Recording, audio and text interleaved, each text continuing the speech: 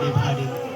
দেখি সহসা রথ থেমে গেল আমার কাছে এসে। আমার মুখপানে চেয়ে নামলে তুমি হেসে। দেখে মুখের প্রসন্নতা জুড়িয়ে গেল সকল ব্যথা। হেনকালে কিসের লাগে তুমি অকস্মা, আমায় কিছু দাও গো বলে বাড়িয়ে দিলে হাত। মরি, এ কি কথা রাজাধিরাজ, আমায় দাও গো কিছু।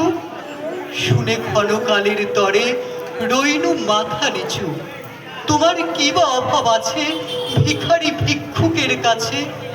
এ কেবল কৌতুকের বশে আমায় প্রবঞ্চনা।